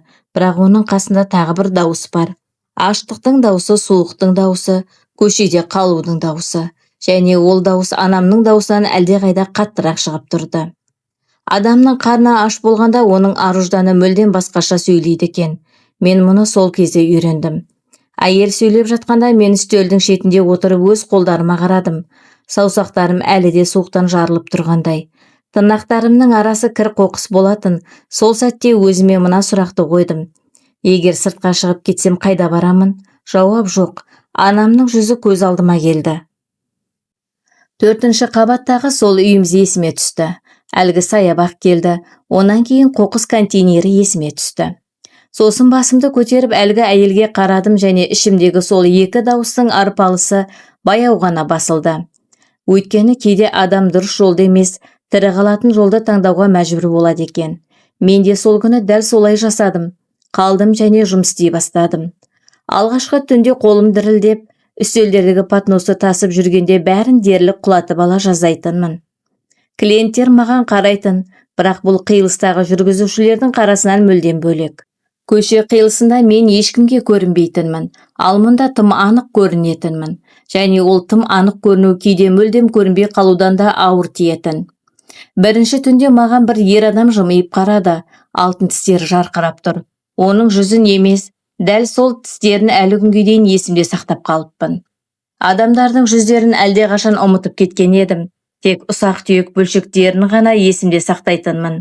Біреудің жүзігін, біреудің темекі ұстаған саусақтарын, біреудің күртесінің иісін.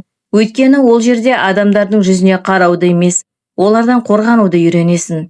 Мен де бірінші түннен бастап дәл осыны үйрене бастадым. Патносы ұстап тұрған қолдарым дірілдеп бара жатқанда ішімнен бір ғана сөйлемді қайталай бердім.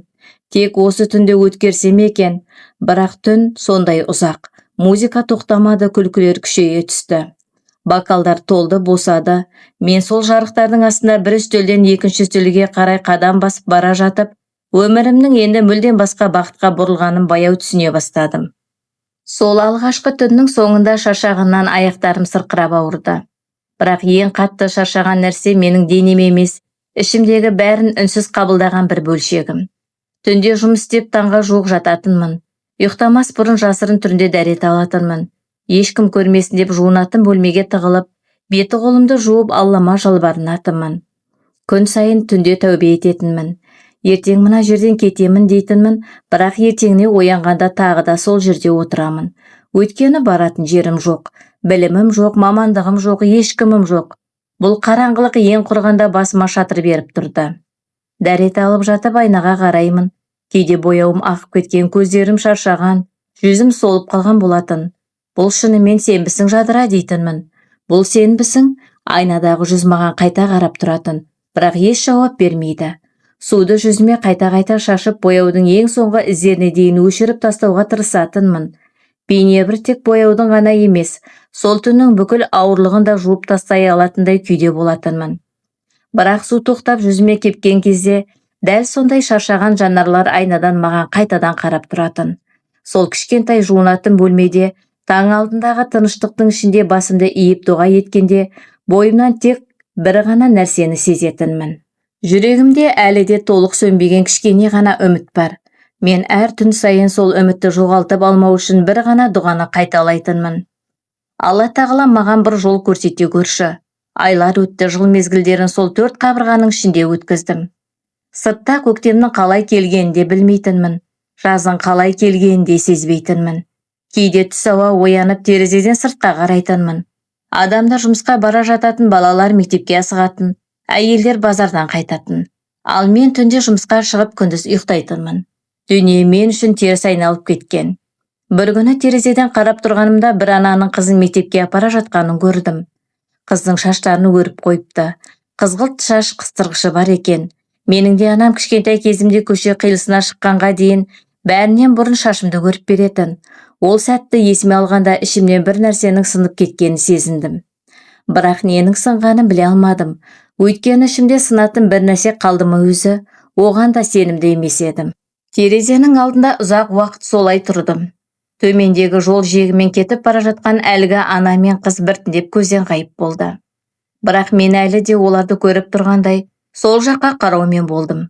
Саусақтарымды өз шаштарымның арасынан өткіздім. Бейне біреу оларды қайтадан өріп жатқандай сезінгім келді. Бірақ ол жылы жанасу енді жоқ. Сол сәтте түсіндім, кейбір естеліктер адамның ішінде сондай үнсіз өмір сүреді екен. Тіпті жылдар өткеннен кейін де жай ғана бір көрініс, кішкентай ғана шаш қыстырғыш Оны қайта оятып жүректің ескі бір есігін аша алады екен.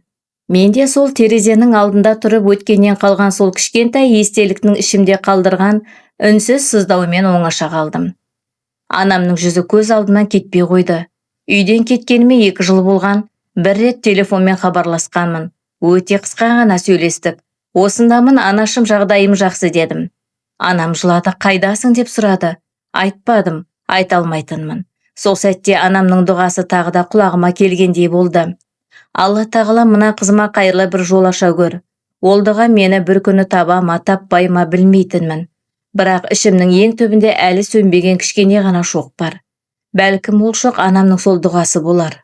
Түнде жұмыстан келгенде кейде төсегіме жатып төбеге қарап жатқанда сол дауысты қайтадан еститіндей болатынмын. Анамның ас үйде басын сәл иіп отырып айтатын сол қоңыр дауыстағы дұғасы жылдар өтсе де құлағымда жаңғырып тұрғандай. Тағдыр мені мүлдем басқа жақтарға лақтырып тастады. Бірақ ол дұғаның ішінде қалдырған кішкене ғана жылуы әлі де сол жерде сақталып тұрды. Кейде адамның қолында ештеңе қалмайды, бірақ бәрібір ішінде кішкентай үміт өмір сүре береді екен. Мен де сол күндері дәл осындай кішкентай үмітке жармасып өмір сүрдім. Өйткені ішімдегі бір бөлшек анамның сол дұғасы бір күні шынымен де маған жаңа бір жол ашатынына әлі де сенгісі келетін.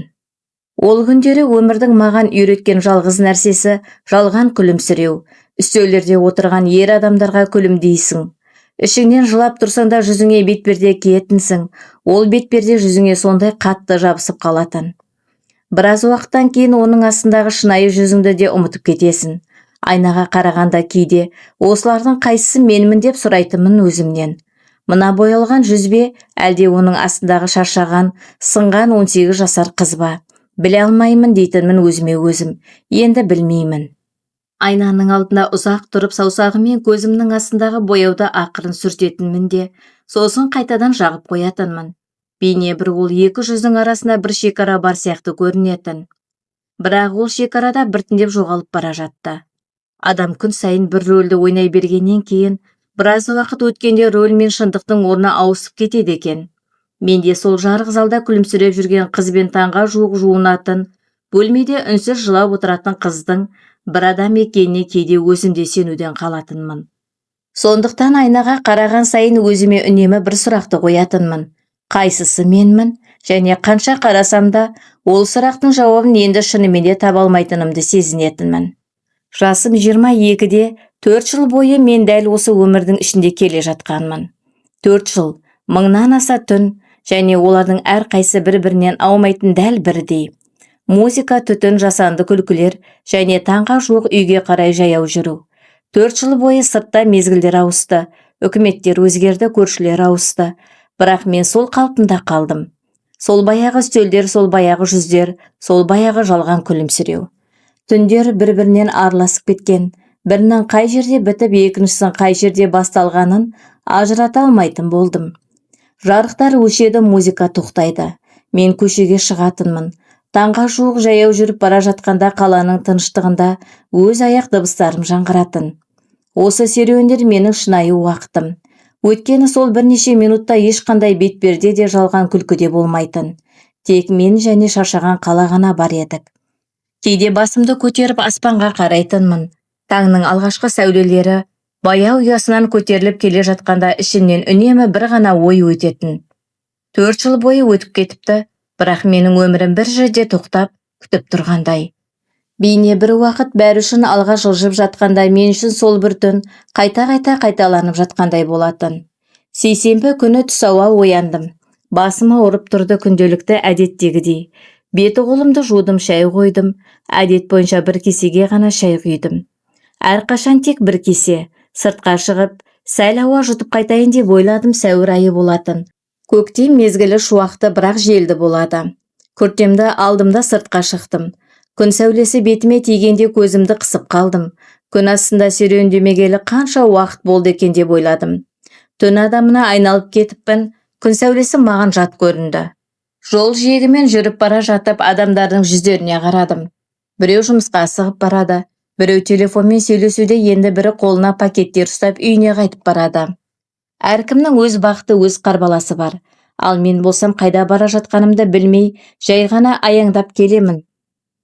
Жел шашымды ақырын желпіп өтті. Күн сәулесі бетімді жылытты. Сол сәтте ішімде өзгеше бір сезім пайда болды. Ұзақ уақыттан бері алғаш рет тапа-тал түсте кәдімгі адамдардың арасында серуендеп жүрдім. Бейне бір жылдар бойы басқа бір әлемде өмір сүріп келіп, енді ғана қысқа уақытқа шынайы дүниеге шыққандай сезіндім. Сол жат, бірақ өзіме таныс шуақтың ішінде аяғымды баяулатып айналаны тамашалай бердім. Жүріп келе жатып бір дәмхананы көрдім. Кішкентай ғана жер екен, сыртта 2-3 үстел тұрды. Үстіне күн сәулесі түсіп тұр екен. Ішке кірдім. Бір бұрышқа барып отырдым. Шайға тапсырыс беріп, телефоныма қарап отырдым, бірақ ештеңе істегенім жоқ. Жай ғана отырдым. Кейде адамның ештеңе істемей жай ғана отыруының өзі үлкен бақыт екен. Дәмханаға келген адамдарды бақыладым. Бір жұп қол ұстасып отырды. Бір адам ноутбугымен бірдеңелер жазып жатты. Егде тартқан бір әйел қасындағы құрбысымен бірге күліп отырды. Әркімнің өз өмірі бар, әркім өз тіршілігінің ортасында жүрді. Менің бұл жерде не істеп отырғанымды білмеймін, бірақ осы жерде болу маған жақсы әсер берді. Кеседен көтерілген шайдың буы баяу жүзіме қарай бағытталды. Кесені алақаныма қысып ұстап, оның жылуын сезіндім. Ұзақ уақыттан бері алғаш рет бір жерде отырғанымда менен ешкім ештеңе талап еткен жоқ. Күлімдеуімді, сөйлеуімді, қандайда бір рөл ойнауымды сұрамады. Тек сол жерде отырдым. Бұл маған таңғаларлықтай тыныштық сыйлады. Адамдардың сөйлеген дауыстары, қасықтардың кесеге тиген дыбысы, есіктің ашылып жабылуы, мұның бәрі өмірдің кәдімгі дыбыстары. Мен сол үстелде отырып, ұзақ уақыт бойы өзімнен алыстатып кеткен дүниенің шетінен үнсіз ғана қарап тұрғандай болдым. Сол сәтте ішімнен алғаш рет мынадай ой өтті. Мүмкін өмір әлі бітпеген шығар. Мүмкін әлі де бір жерде тым кішкентай болса да басқа бір жол бар шығар. Көрші үстелде бір ер адам отырды. Кітап оқып отыр екен. Көзілдірік тағыпты. Жүзі сондай сабырлы көрінді. Тым жас та емес, тым кәрі де емес, 30-ар шамасында сияқты. Шайын ұрттап қойып кітабын оқи берді. Парақты аударғанда саусағымен оның шетін ақырын бүктеп қоятын. Бір уақытта даяшы екеумізге бір уақытта келді де, біздің жанарымыз бір сәтке түйісіп қалды. Ол жымиды, жай ғана еш қиналмай жымиды. Мен де жымидым, бірақ бұл жолы ол жалған күлкі емес. Немесе өзімді байқамай қалдым. Қайсысы жалған, қайсысы шынайы екен әлдеқашан шатастырып алған едім ғой. Бірақ сол сәтте бір таңғажайып нәрсе болды. Ішімде ұзақ уақыт бойы үйреніп кеткен сахнаның жарықтары ушуы, рөл ойнау сезімі жоқ болып кетті. Тек екі бейтаныс адам бір үстелдердің арасында отырып, қысқа ғана сәтте бір-біріне қарады. Ол қайтадан кітабына үңілді, мен де шайыма қарадым. Бірақ сол кішкентай ғана сәт ішімде жеңіл бір толқын қалдырып кетті. Өйткені кейде бір ғана жанардың өзі адамның ішіндегі үнсіздікті қозғалысқа келтіре алады екен. Мен де сол күні дәмханада отырып ұзақ уақыттан бері алғаш рет ішімнен өткен кішкентай, тіпті байқалмайтындай әлсіз бір дірілді сезіндім. Ол маған тіл қатты, өзінің кітабына қатысты бірдеңе айтты. Шамасы бұл кітапты оқып па едіңіз деген сияқты сұрақ қойды. Мен жоқ, көп оқымаймын дедім. Сәл қысылып қалдым. Шын мәнінде оқымаймын емес, оқи алмаймын деуім керек. Өйткені мен мектепке бармаған едім ғой. Бірақ мұны әрине айтқан жоқпын. Ол ештеңе етпейді деді. Мен де бұрын оқымайтынмын, кейін үйреніп кеттім. Осылайша екеуміз сөйлесіп кеттік. Есімі Мақсат екен. Сөйлескенде дауысы қандай байсалды шықты. Еш асықпайтын, бейне бір жерге кешігіп бара жатқандай емес, өте баяу сөйлейтін. Мен де жауап беріп отырдым, бірақ ішімде бір түсініксіз қысылу бар. Негізінде жылдар бойы адамдармен араласып сөйлесіп келе жатырмын ғой, бірақ ол әңгімелер мүлдем басқа сипатта болатын. Олар у-шудың ішінде жалған күлкілердің арасында болатын әңгімелер, ал мынау мүлдем бөлек. Тыныш қана үстелдің басында күннің жарығында айтылған қарапайым ғана сұхбат. Мақсат арасында кітабы туралы айтып жатты, мен тыңдадым. Шайымның буы жүзіме баяу тиіп тұрды. Сол сәтте ұзақ уақыттан бері алғаш рет біреудің менен ештеңе күтпестен жай ғана сөйлесіп отырғанын аңғардым. Осы бір кішкене ғана жайттың өзі ішімде ерекше бір тыныштық қалдырды. Өйткені кейде адамның жүрегін қозғайтын нәрсе үлкен сөздер емес, байсалды дауыспен айтылған бірнеше қарапайым сөйлемдер екен. Мақсат мұғалім екен. Мемлекеттік мектептердің бірінде математикадан сабақ береді екен, үйленбепті. Отбасы ауылда тұрады, қалада жалғыз өзі тұрады екен. Тұйық, үнсіз адам, бірақ сөйлегенде дауысы жылы шығатын. Көздері күлімдеп тұратын, сөйлемдері аяқталғанда әңгіме барысында қолдарын қолданатын. Бір нәрсені түсіндіргенде ауада түрлі бейнелерді сызатын. Оның мұғалім екені әрбір қимылынан білініп тұратын. Маған сұрақтар қойды, бірақ оның сұрақтары Ғабиттің сұрақтары сияқты емес. Ғабиттің сұрақтары сені тұзаққа түсіру үшін қойылатын. Ал Мақсаттың сұрақтары шынайы қызығушылықтан. Немен айналысасың, деді ол. Бір сәтке кідіріп қалдым. Не айтарымды білмедім, ештеңе демедім. Мақсатта қазбалап сұраған жоқ, тек жарайды, бір күн айтып берерсің, деді де қойды. Сосын тақырыпты басқаға бұрды. Қай жерден екенімді сұрады, осы қаланы жақсы білесің бе, деді. Біле алмадым, дедім мен. Бұл туралы еш ойланбаппын. Мақсат жымиды. Ойлану үшін уақыт керек, деді. Ол осы сөйлемді айтқанда жүзінен ешқандай айыптау немесе сөгу байқалмады. Тек қызығушылық қана бар. Шайымнан бір ұрттадым. Өмірімде алғаш рет біреу маған сұраққа жауап бермегенім үшін ашуланбады. Мені қыспақ қалмады. Сол сәтте ішімде ерекше бір жеңілдік орнады.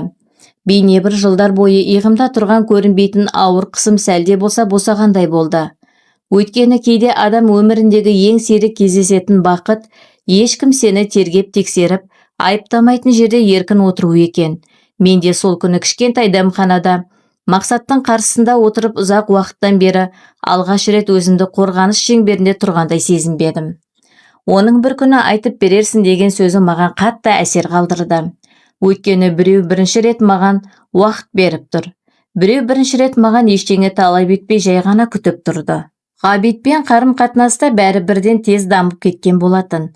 Ал Мақсатпен баяу, сабырлы, оның сол сабырлығы бастапқыда мені қорқытты. Өйткені мен жақсы нәрселерге үйренбеген едім. Жақсы бір жағдай болса, қуанудың орнына бұл қашан бітер екен деп күтетінмін. Бұл да аяқталады дейтінмін өзіме өзім. Бәрібір бәрі бітеді. Сондықтан Мақсат сөйлеп жатқанда мен оны бір жағынан тыңдап отырсам, екінші жағынан ішімде көрінбейтін кері санақты бастап жіберген едім. Адам кейде сондай әдемі сәттің ішінде де өзін жайсыз сезінеді екен. Өйткені оның өткен өмірі оған үнемі бір ғана нәрсені үйреткен. Ештеңе мәңгілік емес. Мен де сол үстелде отырып шайымды ішіп отырып ішімнен дәл осы ойды өткіздім. Бұл да қазір бітеді. Бірақ соған қарамастан ол қысқа ғана әңгіменің ішінде өзгеше бір жылылық бар және мен сол жылылықты жоғалтып алғым келмей сол сәтті сәлде болса ұзартқым келгендей үнсіз ғана отыра бердім. Үшінші кездесуімізде Мақсат мені жастар саябағына серуендеуге шақырды. Солай қарай жаяу жүрдік. Ағаштар бүршік жара бастапты. Ауада ағаштардың хош иісі аңқиды. Немесе менің есімде солай қалып қойған. Мақсат маған өзінің балалық шағын айтып берді. Ауылда өсіпті. Анасы үй шаруасындағы әйел, әкесі диқаншы болыпты. Кейде тұрса да отбасында мейірім мен сүйіспеншілік ешқашан үзілмепті. Әкем мені әр түн сайын жатар алдында маңдайымнан сүйетін, деді ол.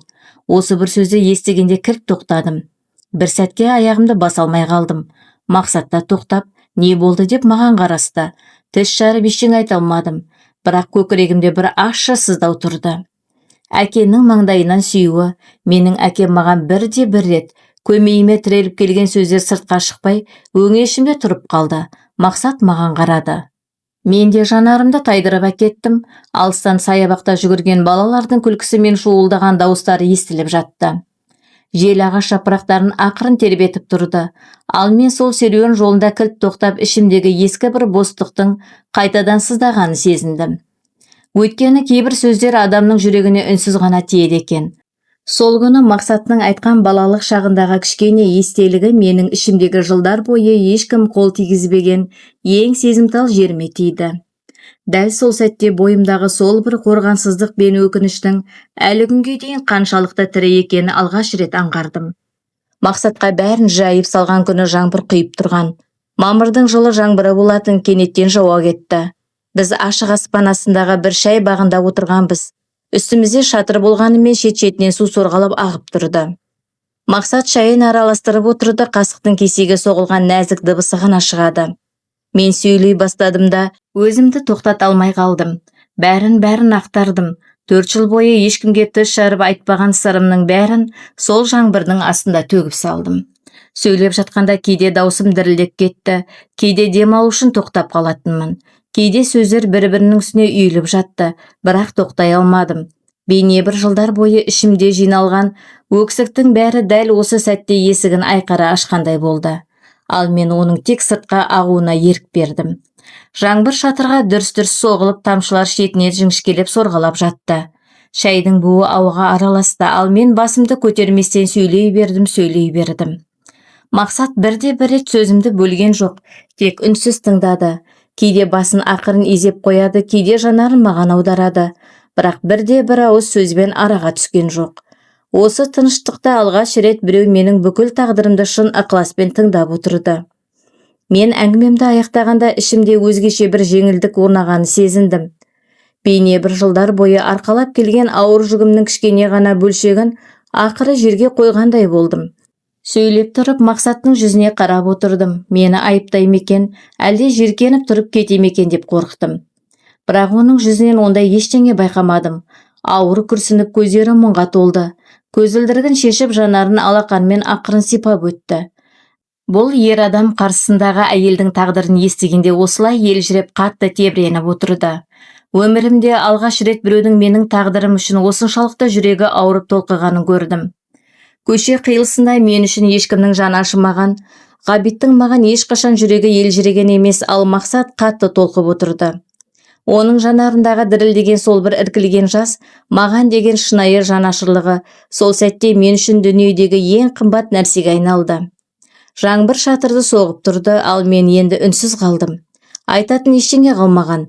Мақсат басын сәл төменейді, терең демалып жанарын маған қайта бағыттады.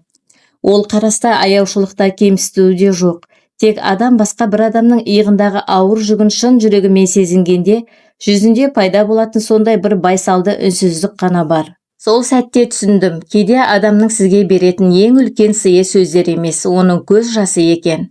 Өйткені ол көз жасы сізге мен сені шынымен естідім деп тұрғандай болады. Сол жаңбырдың астында кішкене шай бағында жылдардан бері алғаш рет өзімді біреудің шынымен тыңдағанын сезіндім. Ұзақ уақыт бойы ештеңе айтпады. Жаңбыр шатырдың үстінде сытырлап жауып тұрды. Сосын ол қолын үстелдің үстімен маған қарай созды. Қолыма бірден тигізбеді, тек жанына қоя салды. Мен қолымды созып оның қолынан ұстадым, жып-жылы екен. Ол жылылықты сөзсіз айтылған үндеу бар. Мен осындамын. Сол сәтте айналамыздағылардың бәрі бізден алыстап кеткендей болды. Жаңбырдың дыбысы, шайханадағы басқа адамдардың сөйлеген сөздері, кеселердің сыңғыры, бәрі артқы жоспарда қалды. Мен тек сол жылылықты ғана сезіп тұрдым. Жылдар бойы ішімде арқалап келген суықтық пен жалғыздық бір сәтке сейілгендей болды. Мақсат ештеңе демеді, бірақ кейде адамның естуге ең зәру нәрсесі сөздер емес екен, ол қолдың жылуы. Сол үнсіз тұрыс маған тек бір ғана нәрсені ұқтырды. Ол қашқан жоқ, менің тағдырымды естіді, сонда да тастап кетпеді. Сол бір кішкене ғана үнсіз сәтте ішімде өте нәзік бір ой қылаң берді. Бәлкім өмір шынымен де тас қараңғы емес шығар. Мақсат, сол күні өткен шағың ол сен емессің. Сен бұдан былай кім болуды таңдасаң, дәл сондай адамсың деді. Сенгім келді, бірақ бірден сене алмадым. Өткені жылдар бойы өзімді тек сол өткенімен ғана сипаттап келген едім. Көше қиылысының қызы едім. Жантөренің қызы едім. Осының бәрін алып тастағанда менен не қалатын еді? Мақсат маған өзің қаласың деді. Жадыра қалады. Ол осы сөйлемді айтқанда жүзі сондай байсалды, бейне бір өте қарапайым шындықты айтып тұрғандай. Бірақ мен үшін бұл оңай емес. Өйткені адамдар жылдар бойы өзін тек сынақ бөлшектерімен ғана танып келгенде, сол бөлшектерсіз өзінің кім екенін еске түсіру қиынға соғады. Мен де сол күні үстел басында отырғанда ішімде үлкен бір бостықты сезіндім. Біреу маған жаңа бір есікті көрсетіп тұрғандай, бірақ ол есіктің артында не күтіп тұрғанын білмейтінмін. Мақсат қолымды әлі жіберген жоқ, ал жаңбырда баяу басылып бара жатты. Мен жанарымды жерге аудардым. Ішімнен сол есімді ақырын ғана қайталадым. Жадыра. Бейне бір жылдар бойы алғаш рет өз есімім туралы шындап ойланып тұрған едім. Сол сәтте өте кішкентай, өте нәзік бір үміт отын сезіндім. Бәлкім бұл есім әлі толық өшіп кетпегенде шығар. Мақсат сондай сабырлы, сабырлылығы сондай кейде оған ашуым келетін. Неге? Сен соншалықты жақсысың деп сұрайтынмын. Неге қашып кетпейсің? Бәрі қашып кетіп еді ғой. Мақсат тек жымиятын. Мен қашпаймын деді ол. Шынымен де қашқан жоқ, айлар өтті. Мен әлі де сол бұрынғы өмірімнің ішінде жүрдім. Бірақ Мақсат күн сайын қоңырау шалатын, әр апта сайын кездесетінбіз. Кейде тек жаяу жүретінбіз, кейде тек шай ішетінбіз, кейде мүлдем сөйлеспейтінбіз. Бірақ ол қасымда болатын. Әр қашан жанымнан табылатын. Адам біреудің шынымен де жанында қала алатынын көргенде, алғашқыда бұған сенуі қиын болады екен. Менде әр кездескен сайын ішімнен бәлкім бұл соңғы жүздесуім шығар деп ойлайтынмын. Бірақ келесі аптада ол қайтадан келетін. Тағы да сол баяғы сабырлы жүзімен қарсыма келіп отыратын. Күндер осылай өтіп жатқанда ішімде біртіндеп бір нәрсенің өзгергенін сезіндім. Жылдар бойы сіңіп кеткен тастанды болу сезімі алғаш рет сәлде болса кейінге шегінді. Өйткені кейбір адамдар үлкен уәделермен емес, жай ғана жаныңда шынайы қала алғаны үшін өміріне жылулық сыйлайды екен. Мақсаттың маған көрсеткен қамқорлығы дәл осы. Сондықтан айлар өткен сайын мынаны түсіндім. Кейде адам өміріндегі ғажайып деп аталатын нәрсе айқай шулы болмайды. Ол жанында үнсіз ғана демеу болып тұрған жанның бар болуы ғана. Павилонды біржола тастап кеткен түні таң намазының уақыты кіріп жатқан. Сыртта азан шақырылып жатты. Мешіттен азан дауысы естілді. Мен 4 жыл ішінде алғаш рет сол азанды шынымен де жүрегіммен естідім. Негізі күн сайын түнде естейтінмін, бірақ ешқашан зер салып тыңдамаппын. Сол күні таңертең ұйып тыңдадым, кідірдім, дәрет алып намазға жығылдым. 4 жылдан кейінгі алғашқы намазым еді бұл. Сәждеге барып маңдайым жерге тигенде жүрегімдегі ауыртпалық босап сала берді. 4 жылдың ауырлығы, көше қиылысының тауқыметі, әкемнің салмағы, ғабиттің зардабы бәрі бір сәтте көз жасымен бірге ағып кетті. Алла тағалам мені кешіре көр деп жалбарындым. Тәубеме келдім. Бұл жолы ертең шығамын демедім. Осымен бітті, кеттім дедім де біржола кеттім. Намаздан соң басымды көтергенімде бөлменің іші әлі де қараңғы. Бірақ терезеден таңның өте әлсіз нәзік сәулесі сыналып кіріп тұрды. Ішімде ерекше бір тыныштық орнады. Қорқыныш әлі де сейілмеген, бірақ оның қасында басқа бір сезім пайда болды. Бейне бір ұзақ уақыт бойы тас қылып жабылып тұрған есік ақыры кішкене ғана ашылғандай. Күртемді алдым, есікке қарай беттедім. Сол сәтте артыма бұрылып осы бөлмеге соңғы рет көз тастадым. Осы қабырғалардың ішінде өткен ауыр жылдар үнсіз ғана артымда қалып бара жатты. Есікті аштым, сыртқа шықтым. Таңның салқын ауасы бетіме есті. Сол сәтте түсіндім. Кейде адам өміріндегі ең үлкен қадам айқай-шумен жасалмайды. Ол тек үнсіз ғана есікті тарс жауып жаңа жолға қарай алғашқы адымды жасау екен. Мақсат маған бір наубайханадан жұмыс тауып берді. Таңертең ерте тұратын болдым, қамыр елеп табаларды таситынмын. Қиын жұмыс, бірақ өте таза жұмыс болатын. Алғашқы күні наубайханаға кіргенімде мұрныма ұнның иісі келді. Ыстық пештің иісі, жаңа піскен нанның жұпары аңқиды. Сол иіс мені бір сәтке балалық шағыма жетеледі. Анам кейде наубайханадан нан сатып әкелетін, ыстық күйінде әкелетін. Үйге келгенде екеуміз отырып сол ыстық нанды бөлісіп жейтінбіз. Осы естелік есіме түскенде жүзіме күлкі үйірілді. Өмірімдегі алғашқы шынайы күлкімнің қашан болғанын білмеймін, бірақ бәлкім дәл осы сәт шығар. Пештен шыққан табалардың ыстық буы бетіме соғып, қолдарым ұнға малынатын. Сол кішкентай дүкеннің ішінде өзімді алғаш рет шынымен маңдай термен еңбек етіп жүрген адамдай сезіндім. Алғашқы жалақымды алған күні сол ақшаны қос уысыма қысып ұстап, ұзақ уақыт бойы қарап тұрдым. Маңдай термен тапқан таза ақшам, тіпті бұл ақшаның иісі де өзгеше болатын. Сол күні оны қалтама салып жатқанда ішімде ерекше бір мақтаныш сезімі ұялады. Шағын ғана ақша шығар, бірақ бұл менің өз еңбегім. Таң қараңғысынан тұрып, илеген қамырымның, тасыған табаларымның өтемі болатын. Дәл осы сәтте анамды ойладым. Өйткені оның жылдар бойы сол бір шаршаған талған қолдарымен тапқан ақшасының салмағы мен қадірі қандай болатынын алғаш рет шынымен түсіне бастаған едім. Мақсатпен шаңырақ көтерген күнімізде өте қарапайым өтті. Әкімдікте Ахат бөлімінде шағын ғана неке қию рәсімі болды. 2 куәгер мен 1 маман ғана қатысты. Үстімде сәнді келіншек көйлегі де, шақырылған толып жатқан қонақтарда болған жоқ, бірақ Мақсаттың жанарындағы қуаныш нұры дүниедегі ең зәулім үйлену тойларынан да асып түсетін. Мен иә дедім. Сол иә деген сөз өмірімде айтқан ең салмақты, мағынасы ең терең әрі ең шыңайы сөзім болды. Неке қию бөлмесінен шыққан соң Мақсат қолымнан ұстады да ештеңе демеді, тек үнсіз қысып қана тұрды. Оның қолы жып-жылы болатын, әрқашан солай жылы. Ғимараттың баспалдақтарымен бірге төмен түсіп келе жатқанымызда күн сондай тыныш. Қала өзінің әдеттегі қарбалас тіршілігін жалғастырып жатты. Жанымыздан адамдар өтіп, көліктер ағылып жатты. Бірақ мен үшін дүние дәл сол сәтте мүлдем басқа әлемге айналып кеткендей болды. Өйткені жылдар бұрын үстел үстінде маған қарай созылған сол қолдың берген уәдесі әлі де күшінде. Мен осындамын. Менде оның қолын қыса түсіп, ішімнен үнсіз ғана былай деп ойладым. Кейде адамның тағдырын өзгертетін нәрсе, үлкен салтанатты жиындар толып жатқан адамдар немесе дуылдаған шапалақтар емес екен. Кейде бұл тек екі адамның үнсіз ғана қатар тұрып, бір-бірінің қолын ешқашан жібермеуге бел буы ғана. Некеден кейін анама қоңырау шалдым. 4 жылдан бері алғаш рет ұзақ әрі емін-еркін сөйлестік. Анам жылады, мен де жыладым. Анашым, мен тұрмысқа шықтым дедім. Анам, ол кім өзі деп сұрады. Ол өте жақсы адам, анашым мұғалім дедім. Анам, о Аллам деді де телефон арқылы маған батасын беріп дұға етті.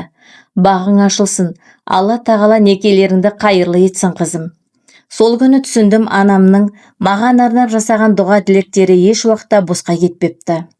Ол дұға жылдар бойы көкте қалықтап жүріп, мені іздеп ақыры қараңғылықтың ішінен тауып алып, Мақсатқа жетелеген екен. Бәлкім бұл тым балаң сенім шығар, бірақ мен бұған шын жүрегіммен сенемін. Ананың перзентіне деген ақ тілеуі қайда жүрсе де оны міндетті түрде тауып алады. Қаншалықты алыста болсын, қандай қараңғылықтың түбінде жатсын, бәрібір тауып алады. Сол күні телефонның арғы жағынан анамның даусын ести отырып, бойымдағы жылдар бойы жиналған ауыр шаршау сезімі біртіндеп жеңілдей түсті. Өйткені кейде адам басына түскен тауқыметтің бәрін жалғыз өзі ғана көтеріп келе жатқандай сезінеді ғой. Өткен күнге бұрылып қарағанда кейбір жайттардың бізге көрінбейтін тылсым жіптерімен байланысып жатқанынан аңғарады. Менің тағдырымдағы сол бір берік байланыс анамның ақ дұғасы. Ол дұға мен көше қиылысында қолжаулық сатып жүрген күндерімде де жанымда болды. Сол қараңғы пәтерде жалғыз қалып қасірет шеккен түндерімде де бар.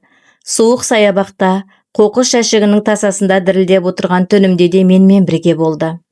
Бәлкім мен оны көрмегенде, сезбегенде шығармын, бірақ анамның тілеуі мені ешқашан тастамапты. Сондықтан қазір өткенге қарап отырып мынаған кәміл сенемін. Адам кейде адасады, тым қараңғы тұңғиықтарға құлайды. Бірақ егер бір жерде ол үшін дұға қылып отырған жан болса, сол тілек ерте ме кеш пе өз жолын тауып, сол жанды қайтадан жарық дүниеге, өмірге алып шығады. Қазір мен Мақсатпен бірге шағын ғана үйде тұрамын. Қаланың шетіндегі тыныш бір шағын ауданда. Таңертең ерте оянамын, шай қоямын. 2 адамға таңертеңгілік ас дайындаймын. Ілгеріде тек өзім бір ғана кесе шай ішетінмін, ал қазір екеуміз. Мақсаттың шайын әзірлеп жатып, терезеден сыртқа көз тастаймын. Анда-санда арқаларына сөмке асынып мектепке бара жатқан балаларды көремін. Оларды қызықтаймын, бірақ енді сол баяғы көше қиылысында қалған кішкентай қызды есіме алғанда көзіме жас алмаймын. Өйткені сол кішкентай қыз әлі де менің ішімде өмір сүріп жатыр. Бірақ ол енді суық көшеде емес, оның енді өз үйі, жылы ошағы мен жайылған дастарханы бар. Ең бастысы, қасында тірегі, қамқоршысы бар. Кейде ыстық шайдың буы терезеден түскен таңғы шұғыламен астасып жатқанда жүрегіме ерекше бір тыныштық ұялайды. Өткен шағым әлі де менімен бірге, сол бір қараңғы түндер, суық көшелер мен бойды билеген үрей менің бір бұрышымда әлі де сайрап тұр. Бірақ олар енді мені тұңғиыққа тартып әкете алмайды. Өйткені адам өмірдің ең түнек кезеңдерін бастан өткергенде ғана ең қарапайым нәрселердің қадірін шындап түсіне бастайды екен. Жып-жылы үй, дастархан үстіндегі 2 кесе шай, таңғы уақыттың мамыражай тыныштығы және жаныңда отырған адал жарың. Қазір мен сол кішкентай ас үйде тұрып, мынаны анық білемін. Баяғы қиылыста қалған қыз ешқайда жоғалған жоқ. Ол тек өте ұзақ әрі ауыр жолдан өтіп, ақырында өзіне пана болар жылы үйін тапты. Мақсат кешкісін үйге келгенде, мен оны босағадан қарсы аламын. Ол аяқ киімін шешіп жатқанда жүзіне мейірлене қараймын. Кейде қатты шаршап келеді, бірақ мені көргенде жүзі жылып күлімсірейді. Оның бұл күлкісі мүлдем жасанды емес. Мен қазір жалған күлкі мен шынайы сезімді бірден ажырата аламын. Жылдар бойы түнгі клубтың үстелдері арасында көрген сан түрлі суық жүздер маған осыны үйретті. Адамның күлкісі жанарына жете ме, жетпей ме? Әлде сол бір қарастың астарында шынайы қалу мақсаты бар ма? Әлде жай ғана өте шығатын уақытша сезім бе? Мұның бәрін қазір жазбай танимын. Мақсаттың күлімсірегені сонау терең жанарынан басталып, бүкіл жүзіне баяу таралады. Сол сәтте бүкіл үйдің іші нұрланып кеткендей болады. Мен де оған қарап тұрып, ішімнен үнсіз ғана ойлаймын. Адам өмірінде талай жүздерді көреді, бірақ шынымен арқа сүйер, сенімді жанды жолықтырғанда оны бірден сезеді. Мен де есік алдында тұрып, Мақсаттың сол бір шаршаған бірақ өте ыстық әрі шынайы күлкісін көргенде, жүрегімде нық сенім орнайды. Бұл күлкі менен ешқашан қашпайды, жоғалмайды. Жақында базарға барған едім. Сөрелердің арасымен өтіп бара жатып, бір кішкентай қызды көзім шалды. Шамамен 13-14 жастардағы бала, қолындағы пакетке салған салфеткалары бар. Сөрелердің арасында жүгіріп жүр, жанары төмен қараған, кілт тоқтап оған ұзақ уақыт бойы қарап тұрдым. Ол қыз жылдар бойы бұрынғы дәл менің өзім секілді, дәл сондай көздер, дәл сондай мұңлы қарастар және дәл сондай шарасыз үнсіздік. Қасына жақындадым, одан ештеңе сатып алған жоқпын, тек жүзіне қарап жылы ғана жымидым. Олдан маған қарады, күлімсіреген жоқ, бірақ мені байқады, ал кейде тек қана байқалудың өзі де жеткілікті ғой. Сол сәтте ішімдегі баяғы ескі мұңмен бірге ерекше бір аяушылық пен мейірім оянды. Бейне бір жылдар бұрын сол суық көше қиылысында тұрған кішкентай өзіме де дәл осылай мейірлене қарағым келгендей болды. Базардың у-шуы айналамызда ағылып жатты, бірақ сол бір қысқа сәтте тек екі адам ғана бір-бірін шын түсініп байқаған. Кейін қыз басын қайтадан төмен түсіріп, салфеткаларын қысып ұстаған күйі кете берді, ал мен де баяу ғана алға қарай адымдадым. Артымда қалып бара жатқан сол кішкентай бейнені ойлап, ішімнен үнсіз ғана, кейбір адамдар бір ғана жанардың түйісуінен бір-бірінің өткен өмірін айтқызбай түсінеді деп түйдім. Сол күні базарда сол бір бейкүнә қызға қарап тұрып, өз өткенімді анық көрдім. Бірақ бұл жолы ішімде өкініш немесе мұң, тек сабырлы үнсіз қабылдау ғана бар. Өйткені мен енді нық білемін, ол қыздың да алдынан қаншалықты қараңғы жолдар күтіп тұрса да, түбінде бір күні ол да өз соқпағын тауып жарыққа шығады. Бүгін сіздермен бірге тағдырдың суық желіне тоңса да, үміт отын өшірмеген кішкентай бір қыздың ұзақ жолына куә болдық. Бұл әкенің шектен шыққан тас жүректігі мен мейірімсіздігін көріп, ананың тым жуастығы мен дәрменсіздігінен өмірдің бар тауқыметін ерте тартқан жанның ащы да шынайы тағдыры. Тіпті адам санасына сыймайтын, қиялыңа кіріп шықпайтын небір ауыр тағдырлар кездеседі. Кейде біз сырттай қарап, біреуге оңай ғана сын айта саламыз, бірақ мынаны ұмытпаған жөн. Мұндай қиын тағдырды ешкімде өзі сұрап алмайды. Егер бүгінгі баяндалған хикая жүрегіңізді қозғаса, сізден кішкене ғана қолдау күтеміз. Сырлы тағдыр арнамызға тіркеліп, біздің үлкен шаңырағымыздың бір мүшесіне айналыңыз.